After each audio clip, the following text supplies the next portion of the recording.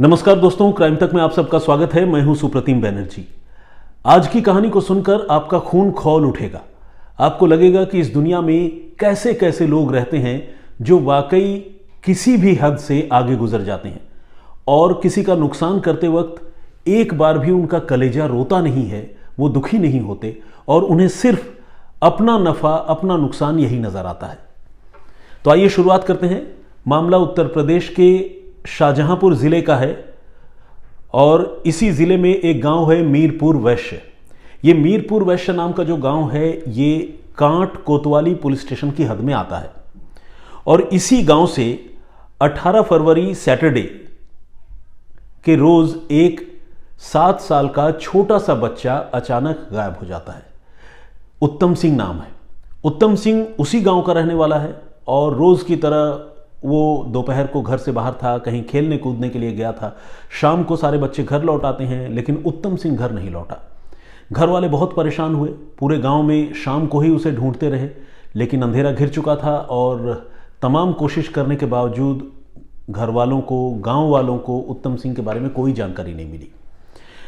इत्तेफाक से ये वो दिन था जिस दिन उत्तम सिंह के पिता किसी दूसरे गांव में गए हुए थे जहां किसी की मौत हुई थी और उत्तम सिंह के पिता उस परिवार को जानते थे, तो वहां वो अपने मातम का, अपने दुख का इजहार करने गए थे, श्रद्धांजलि देने गए थे। और इधर पिता गायब थे, पिता बाहर थे और इधर बच्चा जो है अपने घर से गायब हो चुका था।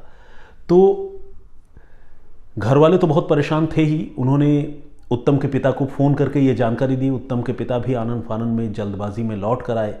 रात भर आंखों ही आंखों में रात कट गई। जिस घर का बच्चा गायब हो, आप समझ सकते हैं उस घर के लोग कैसे सो सकते हैं। अगले रोज सुबह गांव वालों ने, घर वालों ने फिर से ढूंढ मचाई, खोजने लगे बच्चे को, लेकिन बच्चे का कोई नामो निशान नहीं था। हार कर घर वाले जो है वो रविवार 19 फरवरी के रोज़ कांट कोतवाली पहुँचे और वहाँ कोतवाली में जाकर उन्होंने बच्चे की गुमशुदगी की रिपोर्ट लिखवाई। आमतौर पर जब इतने छोटे उम्र का बच्चा कहीं गायब होता है तो उसमें सिर्फ गुमशुदगी की रिपोर्ट दर्ज नहीं होती है बल्कि सीधे सीधे किडनैपिंग का मामला लिखा जाता है, दर्ज होता है। क्योंकि छोटे बच्चे, ये माना जाता है कि उनको कोई एब्डक्ट करके, किडनैप करके ले जा सकता है और छोटे बच्चे की गुमशुदगी जो है वो एक गंभीर मामले के तौर पर उसे ट्रीट की जाती है। तो कांट कोतवाली ने भी इस सिलसिले में रिपोर्ट दर्ज की और मामले की छानबीन पुलिस ने शुरू की। घर वालों से, गाँव वालों से भी कहा कि वो भी अपनी तलाश जो है वो जारी रखें। तकरीबन सारा दिन गुजर गया 19 फरवरी का और शाम होते होते इस कहानी में एक बहुत बड़ा ट्विस्ट आया। ट्विस्ट बेसिकली बहुत दुखद था। ये जो उत्तम सिंह गायब था, छोटा सा बच्चा, उसकी लाश गांव के ही एक खेत में पड़ी हुई मिली और लाश की हालत ऐसी थी कि देखने वालों का कलेजा कांप उठा। बच्चे के सारे दांत जो है वो तोड़ दिए गए थे। उसके जिस्म पर जगह जगह चोट के निशान तो थे ही, कहीं ब्लेड से कट मारा गया था, कहीं ब्लेड से काट कर कुछ लिखने की कोशिश की गई थी और सीने में, हाथ पांव में जगह जगह कीलें ठोकी गई थी। इतने विभत्स, इतने भयानक तरीके से कोई इतने छोटे से बच्चे का कत्ल कर सकता है, ये सोचना भी अजीब है। आप सोचिए उस परिवार की हालत जिन्होंने अपने बच्चे को इस हाल में देखा होगा, उस माँ की हालत, उस पिता की हालत, वाकई सोचकर भी बड़ी तकलीफ होती है।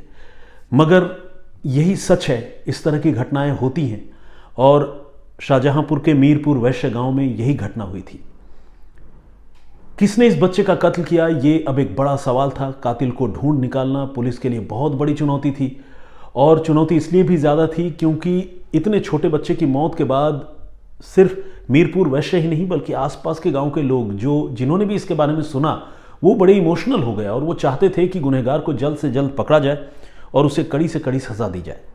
खैर, पुलिस जो है अपना इन्वेस्टिगेशन लगातार कर रही थी और इसी कोशिश में पुलिस ने सबसे पहले पूछताछ जो है पीड़ित परिवार से ही करने का फैसला किया, यानी उत्तम सिंह के घर वालों से ही। पुलिस उत्तम सिंह के घर पहुंची और उससे पूछताछ की। बेसिकली लाश जो है वो 19 फरवरी की शाम को मिली थी लेकिन रिपोर्ट तो पहले ही दर्ज हो चुकी थी, तो पुलिस सुबह से ही इस मामले की छानबीन में लगी थी। और सुबह जब पुलिस इस परिवार के पास आई थी तो इसी परिवार के तमाम लोगों से पुलिस ने बातचीत की और इसी बातचीत के बीच पुलिस को इस परिवार के एक मेंबर ने एक बहुत अहम जानकारी दी थी, एक इंपॉर्टेंट क्लू दिया था। वो क्लू ये था कि इस परिवार के एक मेंबर जिसका नाम प्रशांत था और वो रिश्ते में उत्तम सिंह का चचेरा भाई लगता है। प्रशांत की उम्र करीब 25-28 साल के आसपास होगी। तो प्रशांत को किसी ने इस बच्चे की गुमशुदगी के बाद कॉल किया था और कॉल करके कुछ फिरौती मांगने वाली बात कही थी, लेकिन इससे पहले कि प्रशांत वो सारी बातें सुन पाता, वो फ़ोन दूसरी तरफ से डिस्कनेक्ट हो गया। प्रशांत को इस बातचीत में इतना ज़रूर पता चला कि जिसने भी कॉल किया है वो पास के ही एक और गांव खुटारिया से बोल रहा है। तो कहने का मतलब ये कि बच्चा जो गायब हुआ था उसका कोई ना कोई ताल्लुक, कोई ना कोई रिलेशन खुटारिया से ज़रूर है। हो सकता है किडनैपर खुटारिया के हो। इस तरह की आशंका प्रशांत ने भी जताई थी और प्रशांत ने न सिर्फ उत्तम के घर के सारे लोगों को ये बात बताई, बल्कि खुद उसने पुलिस को भी ये जानकारी दी।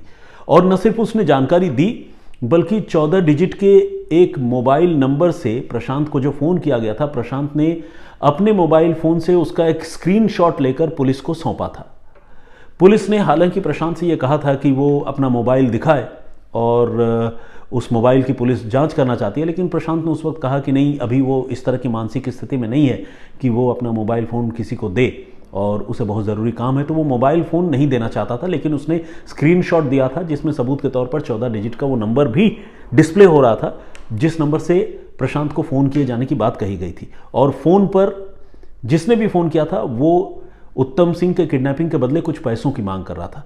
इतनी बात शुरुआती तफ्तीश में पुलिस को पता चल गई थी, लेकिन सिर्फ इतनी सी जानकारी से पुलिस जो है वो किडनैपर्स तक या कातिलों तक नहीं पहुंच सकती थी, क्योंकि नंबर को पहले पता करना और उसके बाद फिर वो नंबर किसका है ये आइडेंटिफाई करना, फिर जाके लोगों को पकड़ना, इंटरसेप्ट करना, ये काम इतना आसान नहीं होता है, और ख़ासकर रूरल इलाके की पुलिस के लिए। और यहाँ ख़ास बात ये भी है कि 14 डिजिट के नंबर का इस्तेमाल हुआ था, जिसे देखकर ये लगता है कि ये मामला स्पूफिंग का हो सकता है। स्पूफिंग मतलब कॉल कोई और कर रहा हो लेकिन नंबर कहीं किसी और जगह का डिस्प्ले हो रहा हो। तो ये एक टेक्निकल चीज़ है जो आमतौर पर ठग, बदमाश, किडनैपर ये इस तरह की हरकतें करते हैं। स्पूफिंग जैसी एक टेक्नोलॉजी का इस्तेमाल कर लोगों को दूसरे नंबर से कॉल करके गुमराह करते हैं। इससे पहले कि आगे बढ़ूं, एक बार आपको याद दिला दूं, सुकेश चंद्रशेखर नाम का जो एक कथित महाठग इस वक्त तिहाड़ जेल में बंद है, जिस पर 200 करोड़ से ज़्यादा की ठगी का इल्ज़ाम है, वो सुकेश चंद्रशेखर भी इसी स्पूफिंग टेक्नोलॉजी का इस्तेमाल करके लोगों से ठगी किया करता था, ताकि ओरिजिनल नंबर आइडेंटिफाई ना हो सके और ओरिजिनल आदमी तक पुलिस पहुंच ना सके, कोई भी उसको डिटेक्ट न कर सके। बहरहाल ये स्पूफिंग वाली बात जो है वो पुलिस को लग रही थी और पुलिस के लिए एक बड़ा चैलेंज था कि इस मामले को वो कैसे सॉल्व करे। इसी बीच पुलिस जो है वो पैरेलली कई फ्रंट पर इन्वेस्टिगेशन कर रही थी। पुलिस ने यह पता किया कि यह बच्चा शनिवार की दोपहर को गांव में देखा गया था। शाम को घर लौटकर आता था लेकिन नहीं आया। तो आखिरी बार यह बच्चा गांव में कहां था, किसने उसे देखा और तब वो बच्चा क्या कर रहा था, पुलिस ने इसके बारे में जानकारी जुटाने की शुरुआत की। और जब पुलिस ने ये एफर्ट शुरू किया, गांव में पूछताछ शुरू की, तो गांव के ही एक किराने दुकानदार ने ये बताया, जो डेली नीड्स की दुकानें होती हैं गांव में, छोटी मोटी दुकान, उसमें से एक छोटे से दुकान के एक मालिक ने ये बताया कि मेरे गांव में मेरी दुकान में वो बच्चा आया था उत्तम, और वो मेरे पास से कुछ चिप्स के पैकेट और कुछ एक पान मसाले के पैकेट, जिसे हम गुटखा कहते हैं, वो खरीद कर ले गया था। इसके बाद किसी ने उस बच्चे को नहीं देखा। दुकानदार ने कहा कि उसे नहीं पता कि ये सारी चीज़ें किसने मंगवाई थी, लेकिन जाहिर है गुटखा तो बच्चे ने अपने लिए नहीं मंगवाया होगा। हो सकता है कि चिप्स जो है वो खुद उसने अपने लिए ख़रीदा हो, लेकिन गुटखा उसके लिए किसी और ने मंगवाया होगा। तो ये बात पुलिस को पता चली, लेकिन वो कौन था जिसने उत्तम सिंह से ये चीज़ें खरीदने के लिए कही थी, इसके बारे में पुलिस को फिलहाल कोई जानकारी नहीं मिल पा रही थी। लेकिन इतना पुलिस को ज़रूर पता चल गया कि वो जो भी था वो उत्तम सिंह का जानकार था, उस छोटे से बच्चे का जानकार था। वरना कोई भी राह चलता आदमी बच्चे को कुछ रुपए देकर चिप्स और गुटखा खरीदने के लिए आमतौर पर नहीं भेजेगा, और 7 साल का एक छोटा सा बच्चा इस तरह के किसी काम के लिए तुरंत राज़ी भी हो जाए किसी अजनबी के कहने पर, यह भी बहुत मुमकिन नहीं लगता है। तो इसीलिए पुलिस को यह लगने लगा कि हो ना हो वो कोई जानकार था जिसने उत्तम सिंह से ये चीज़ें खरीदवाई थी। वो जानकार कौन था? अब पुलिस की निगाह जो है वो गांव वालों के साथ साथ परिवार वालों पर भी टिक गई।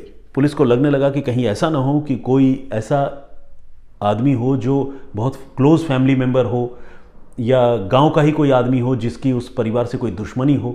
इस तरह के थ्योरी पर, इस तरह के एंगल पर, प्रोबेबल एंगल पर पुलिस जो है वो तफ्तीश को आगे बढ़ाने लगी। इसी क्रम में पुलिस ने प्रशांत से मिले उस 14 डिजिट के नंबर को भी वेरीफाई करने का प्रयास किया। पुलिस ने उस नंबर को वेरीफाई करने की कोशिश की तो पुलिस को जो शक था वही हुआ, वो नंबर गलत निकला और ऐसा कोई नंबर एग्जिस्ट ही नहीं करता था। अब सवाल ये उठता है कि फिर प्रशांत ने ये नंबर कैसे दिया, खासकर स्क्रीनशॉट उसने कैसे पुलिस को उपलब्ध कराया। पुलिस ये सच भी जानना चाहती थी और इसी वजह से पुलिस ने प्रशांत का कॉल डिटेल रिकॉर्ड निकलवाने का फैसला किया, यानी सीडीआर पुलिस ने उसका निकलवाया। और जब पुलिस ने प्रशांत का सीडीआर निकलवाया तो वो बिल्कुल हैरान रह गई। प्रशांत के मोबाइल फ़ोन पर ऐसी कोई कॉल आई ही नहीं थी। 14 डिजिट की तो छोड़िए, जिस टाइम फ्रेम पर कॉल करने की या कॉल आने की वो बात कर रहा है, उस टाइम फ्रेम पर प्रशांत के मोबाइल फ़ोन पर कोई इस तरह की कॉल नहीं आई थी, ना ही कोई बातचीत हुई थी। अब इसका मतलब साफ था कि प्रशांत झूठ बोल रहा था। लेकिन वो क्यों झूठ बोल रहा था? पुलिस को एक झूठी कहानी, एक बच्चे की गुमशुदगी के बारे में वो क्यों सुना रहा था? ये अपने आप में बड़ा सवाल था। ऐसे में पुलिस ने देर नहीं की। शक के घेरे में प्रशांत आ चुका था। प्रशांत को पुलिस ने फौरन पकड़ा और पकड़कर उससे सख्ती से पूछताछ शुरू की। किसी भी दूसरे गुनहगार, किसी भी दूसरे कातिल की तरह प्रशांत ने तमाम झूठी सच्ची कहानियां सुनाई, लेकिन आखिरकार उसने ये कबूल कर लिया कि उसी ने अपने एक दोस्त के साथ मिलकर 7 साल के मासूम उत्तम सिंह की हत्या की थी। प्रशांत रिश्ते में उत्तम सिंह का चचेरा भाई लगता है। आप सोचिए, परिवार का ही एक मेंबर, जिसे हम सगा कह सकते हैं या खून का रिश्ता कह सकते हैं, परिवार का ही एक मेंबर, जो बड़ा भाई जिस पर अपने छोटे से भाई की, नन्हे से भाई की हिफाजत की जिम्मेदारी थी, उसने उस छोटे से भाई की हत्या कर दी अपने एक दोस्त के साथ मिलकर। और हत्या भी ऐसे वैसे नहीं, बहुत ही दर्दनाक तरीके से। किस तरह से टॉर्चर करके उस छोटे से बच्चे को मारा गया, इसके बारे में मैं आप लोगों को पहले ही बता चुका हूं। लेकिन प्रशांत ने ऐसा किया क्यों? प्रशांत की क्या इस छोटे से बच्चे से कोई दुश्मनी थी या फिर उसके पिता से कोई नाराजगी थी? पुलिस अब ये सच जानना चाहती थी। अब प्रशांत पुलिस की गिरफ्त में था, अपना जुर्म कबूल चुका था। सारे सबूतों के साथ पुलिस ने प्रशांत का आमना सामना कराया तो प्रशांत के पास और झूठ बोलने का कोई रास्ता ही नहीं बचा, क्योंकि जब पुलिस ने बताया कि तुमने एक तो हमें अपना मोबाइल फ़ोन नहीं दिया, हमें तभी शक हो गया। दूसरा, हमने तुम्हारी सीडीआर निकलवाई तो ऐसा 14 डिजिट के किसी नंबर से तुम्हारे मोबाइल पर कोई कॉल ही नहीं आया, तुम झूठ बोल रहे थे। और तीसरा ये कि जो भी तुम बातें बता रहे थे उसमें तुम्हारा बॉडी लैंग्वेज और तमाम चीज़ें, ये सारी चीज़ें देखकर पुलिस को प्रशांत पर शक तो था ही। और पुलिस ने जब इन सबूतों के साथ प्रशांत को कन्फ्रंट किया तो वो टूट गया और उसने सारी बातें मानी। अब सवाल ये था कि प्रशांत ने ऐसा किया क्यों, छोटे से बच्चे की हत्या क्यों की? तो पुलिस ने जब पूछा तो उसने एक अजीब कहानी सुनाई। प्रशांत ने बताया कि उसका अपने ही रिश्ते में मामा लगने वाले एक शख्स की बेटी के साथ अफेयर था। देखिए, एक तरफ तो उसने चचेरे भाई का कत्ल किया और दूसरी तरफ ममेरी बहन के साथ उसका अफेयर था। हालांकि ये प्रशांत जो है एक आपराधिक प्रवृत्ति का लड़का था, जो क्रिमिनल माइंडेड था और पहले भी कुछ एक मामलों में वो जेल जा चुका है। तो इस प्रशांत का अफेयर जो है अपनी एक कज़न से था, ममेरी बहन से था। और जाहिर है इस तरह के रिलेशनशिप को कोई भी कबूल नहीं करेगा, तो मामा के घर के लोग इसका विरोध करते थे। और मामा के परिवार ने प्रशांत को ये धमकी दे रखी थी कि अगर तुमने ज़्यादा हमारी बेटी को परेशान किया, यानी अपनी बहन से तुमने ज़्यादा नज़दीकियाँ बढ़ाई, तो हम जो है तुम्हें जेल भिजवाएंगे और तुम पर रेप के इल्ज़ाम में जेल भिजवाएंगे कि तुमने अपनी बहन के साथ जो है वो रेप किया है। तो कुल मिलाकर प्रशांत को सबक सिखाने और डराने धमकाने के इरादे से मामा और मामा घर के सारे लोगों ने चेतावनी दे रखी थी। अब प्रशांत ठहरा क्रिमिनल माइंडेड लड़का, उसे जब ये धमकी या चेतावनी जो भी कहें आप मिली, वो जो है इस चीज़ का काट निकालने के बारे में सोचने लगा। अब उसके मन में यह भी था कि एक तो मैं बच जाऊं, जेल ना जाऊं, और दूसरा कुछ ऐसा करूं कि मामा घर के सारे लोग फंस जाएं। कुछ इसी इरादे से उसने इस छोटे से बच्चे उत्तम सिंह का कत्ल करने का फैसला किया। अब आप पूछेंगे कि एक छोटे से बच्चे का कत्ल कर देने से मामा घर के लोग कैसे फंस जाएंगे, क्या रिलेशन बनता है? तो प्रशांत ने जो साजिश रची थी वो कुछ यूँ थी कि उत्तम सिंह का न सिर्फ वो कत्ल करेगा बल्कि कत्ल करने के बाद उसके लाश के आसपास कुछ ऐसे सुराग, ऐसे सबूत छोड़ेगा जिसे देखकर लोगों को लगेगा कि उत्तम सिंह का कत्ल जो है कोई नॉर्मल मर्डर नहीं है बल्कि कोई नरबली का यानी ह्यूमन सेक्रीफाइस का मामला है, जिसमें इस छोटे से बच्चे की बलि दी गई है और इसके पीछे तंत्र मंत्र की वजह है। यही वजह है कि प्रशांत ने न सिर्फ उस बच्चे की जान ली बल्कि उसके सारे दांत तोड़ दिए, हाथ पांव सीने में जगह जगह उसने बड़े बड़े कील ठोक दिए और साथ ही उसने ब्लेड से उसके शरीर पर कुछ अक्षर लिखने की भी कोशिश की। तो कुल मिलाकर बहुत विभत्स तरीके से उसने इस बच्चे को मारा और इस बच्चे का चप्पल उसने उठाकर गांव के ही एक मंदिर के पास फेंक दिया, जिससे कुछ कनेक्शन जो है वो समझ लीजिए कि तंत्र मंत्र वाला या रूहानी हरकतों वाला, रूहानी गतिविधियों वाला कोई कनेक्शन जो है इस बच्चे के मर्डर से जुड़े। जब बच्चे की पहली बार लाश मिली थी तो गांव के लोगों ने सोचा भी यही था, क्योंकि जिस तरह से बच्चे की हत्या की गई थी, कीलें गाड़ी गई थी, वैसा आमतौर पर तंत्र मंत्र के मामलों में होता है, ऐसा पहले भी देखा गया है। तो लोगों को पहले ये लग रहा था, पुलिस को भी यही लग रहा था। अब लेकिन शक की सुई जो है इस बच्चे के मर्डर के बाद सारे लोग उसके मामा पर शक कैसे करते, प्रशांत के मामा पर, ये एक बड़ा सवाल था। तो उसका जवाब ये है कि जिस लड़की से उसका अफेयर था यानी मामा के परिवार की बेटी से, मामा की बेटी से, उस परिवार में एक शख्स लंबे समय से बीमार है। और आमतौर पर जब गांव में लोग इस तरह की किसी लाइलाज बीमारी से या प्रोलॉन्ग्ड इलनेस से गुजरते हैं, लंबी बीमारी से गुजरते हैं, तो गांव के लोग जो है वो तंत्र मंत्र का सहारा लेते हैं। तो प्रशांत को ये खबर थी कि उसकी गर्लफ्रेंड के, या उसकी जो सो कॉल्ड गर्लफ्रेंड है, गर्लफ्रेंड बोलने में भी तकलीफ होती है, उसकी ममेरी बहन है, उसके मामा के घर में एक मेंबर बीमार है और इसीलिए अगर तंत्र मंत्र के कनेक्शन से इस बच्चे की हत्या हम दिखाने में कामयाब हो गए तो सारे लोगों की शक की सुई सीधे उस परिवार पर जाएगी जिस परिवार में कोई एक शख्स लंबे समय से बीमार चल रहा है। और जो उसका शातिर दिमाग था और जितनी उसकी सोच थी उसके हिसाब से उसने इस मर्डर को प्लान किया और अपने एक दोस्त को इस साजिश में उसने शामिल किया और उत्तम सिंह को उसने कुछ चिप्स वगैरह का लालच दिया और शनिवार की दोपहर को उसने दुकान से चिप्स और गुटखा मंगवाया। और जैसे ही उत्तम सिंह ये सारी चीज़ें लेकर उसके खेत तक पहुंचा, प्रशांत ने अपने ही खेत में पहले उत्तम सिंह की गला घोंटकर हत्या की और उसके बाद उसकी लाश के साथ बहुत ही जघन्य तरीके से वो पेश आया। तो ये थी पूरी घटना जिसे शाहजहांपुर की पुलिस ने सक्सेसफुली क्रैक कर लिया, गुनहगार दोनों लड़कों को गिरफ्तार कर लिया और इस राज का खुलासा कर दिया। इस घटना के बारे में सुनकर, जैसा कि मैंने आपको पहले ही कहा था कि आपका खून खौल उठेगा, तो मुझे पूरा यकीन है कि आप जितने दुखी, जितने आहत होंगे, उतना ही गुस्सा आपके मन में प्रशांत और उसके उस कातिल दोस्त के बारे में भी होगा।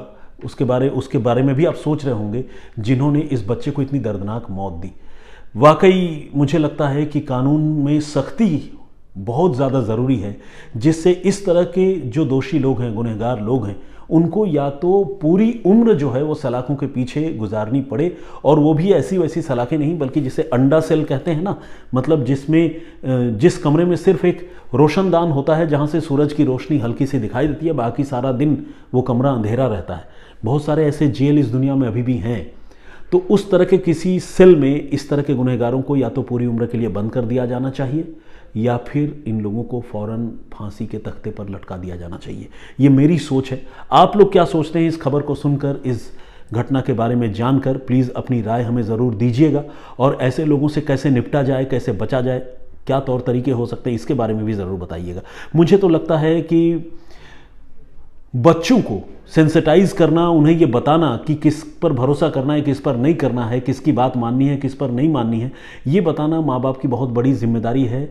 शहर में तो लोग जो है अपने बच्चों को बड़े एहतियात से रखते हैं क्योंकि शहर में किडनैपिंग की घटनाएं ज़्यादा होती हैं और चूंकि आस पड़ोस के जो लोग होते हैं उनको अपने पड़ोसियों के बारे में पता नहीं होता मेट्रोपॉलिटन सिटी में, तो अगर कोई किसी बच्चे को कहीं ले भी जा रहा होता है तो वहाँ कोई देखने वाला नहीं होता।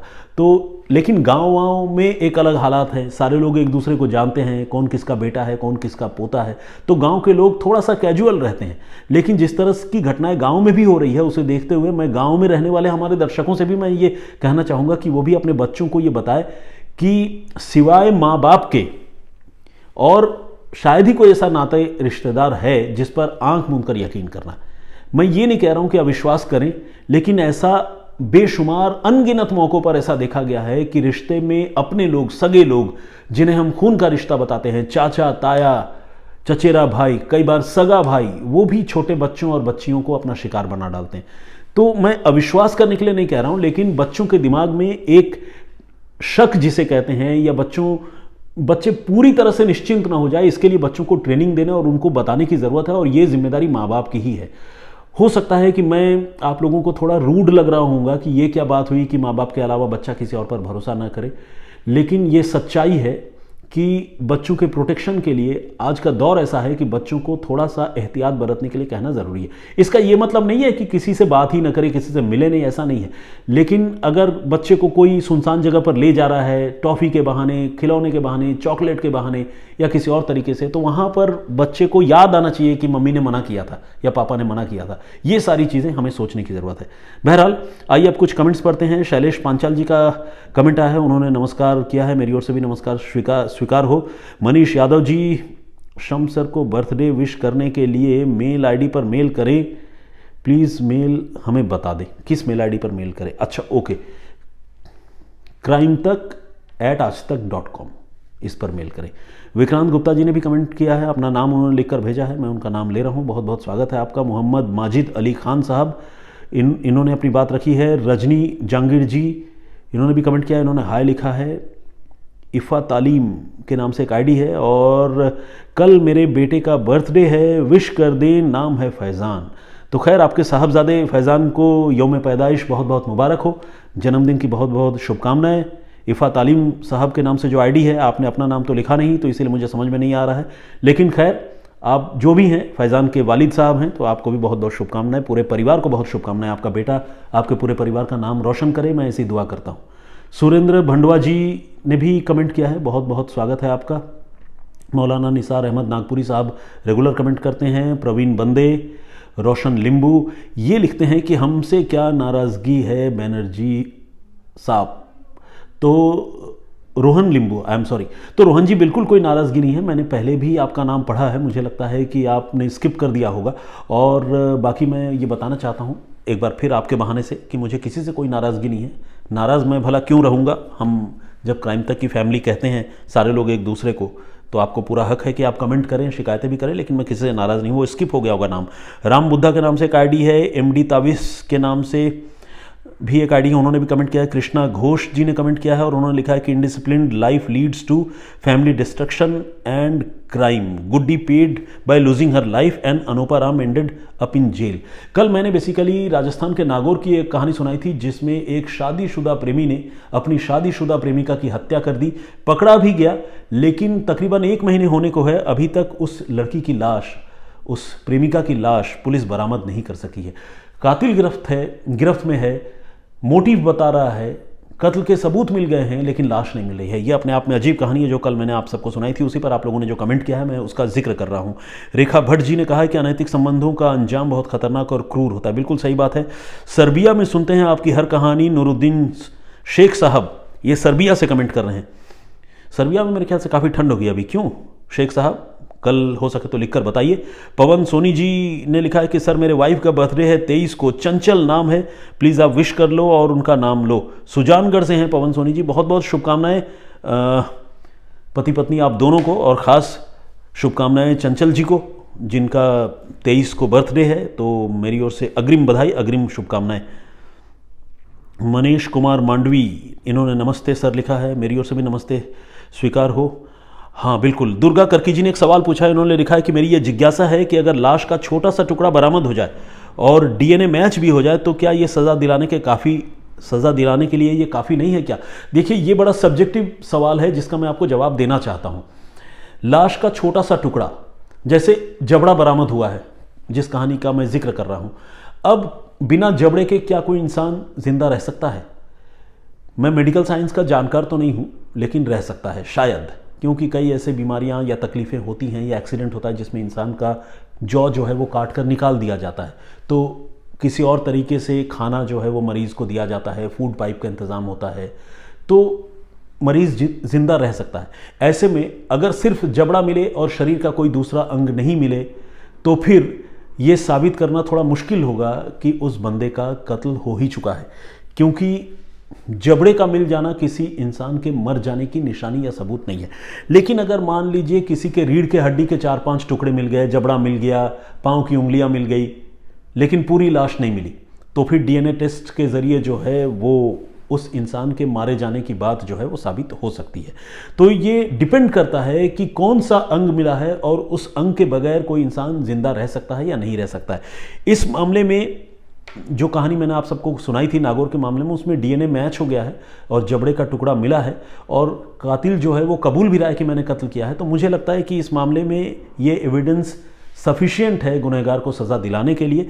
लेकिन अगेन ये एक सब्जेक्टिव चीज़ है और कोर्ट में जो न्यायमूर्ति बैठे हैं, जज साहब, वो इस मामले पर अपनी व्यक्तिगत रूप से क्या नज़रिया, क्या सोच रखते हैं, वो कितना कन्विंस्ड होते हैं, ये बहुत डिपेंड करता है किसी गुनहगार को सज़ा दिलाने या बरी करने के मामले में। यही वजह है कि कई बार लोअर कोर्ट में सज़ा हो जाती है, हाई कोर्ट में इंसान बरी हो जाता है, या फिर लोअर कोर्ट से बरी हो जाता है, हाई कोर्ट में सज़ा हो जाती है। ऐसा होता है।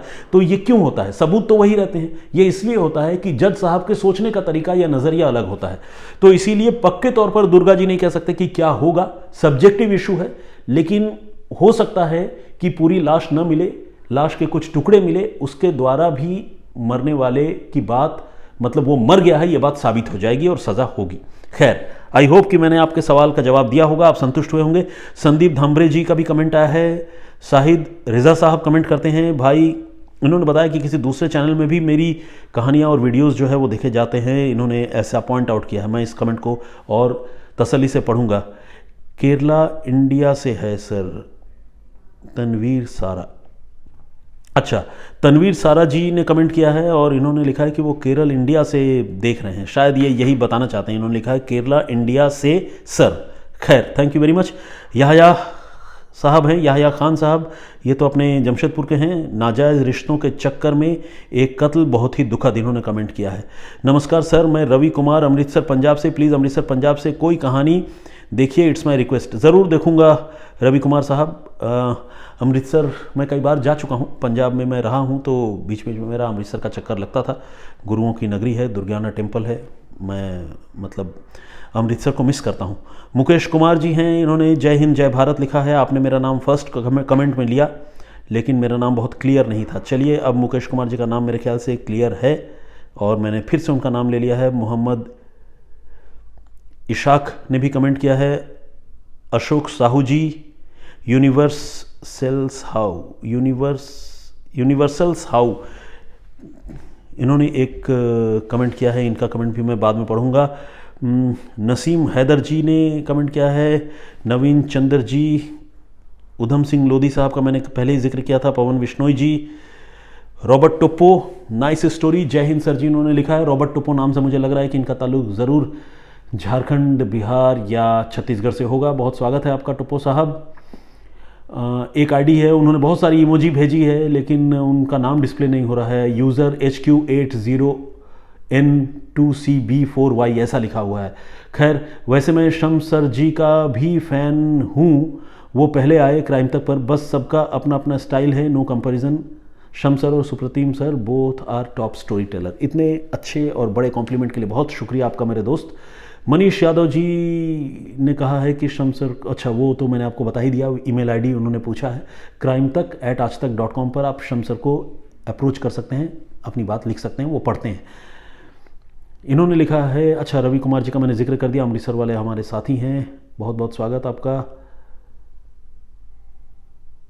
शिफा शेख, जब मैंने आपको पहली बार सुना तो आपको शम्स ताहिर खान से कंपेयर किया और अब मैं आपकी भी उतनी बड़ी फ़ैन हो गई हूँ। आपकी आवाज़ बहुत अच्छी है। थैंक यू वेरी मच शिफा, इस नवाजिश के लिए बहुत बहुत धन्यवाद आपका।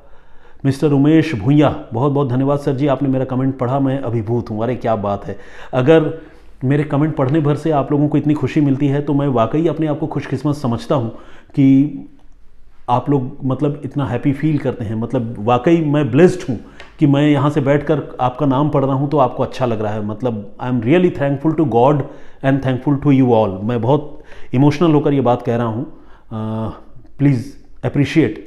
और मेरी भावनाओं को प्लीज़ समझिए। पवन सोनी जी हैं और मोहम्मद इशाक जी का मैंने जिक्र कर लिया। तो खैर, मुझे लगता है कि आज इतने लोगों का कमेंट मैंने पढ़ लिया है, नाम पढ़ लिया, इतना काफ़ी है। कल मैं फिर हाजिर होऊंगा किसी और कहानी, किसी और वाक़े के साथ, और तब जो कहानी या जो वाक़े मैं आप सबको सुनाऊंगा, उसके बाद मैं आज वाली स्टोरी में जो कमेंट आप करेंगे उन कमेंट्स को पढ़ूंगा और उनके बारे में डिस्कस करूंगा। आज की कहानी जिसमें एक छोटे से बच्चे का कत्ल कर दिया गया सिर्फ अपना हित साधने के लिए, और वो भी बेवकूफ़ाना तरीके से, उस पर आपकी क्या राय, क्या सोच है, प्लीज़ कमेंट बॉक्स में लिखकर ज़रूर बताइएगा। मुझे इंतज़ार रहेगा। फिलहाल मुझे इजाज़त दीजिए। अपना बहुत ख्याल रखिए। जय हिंद, जय भारत।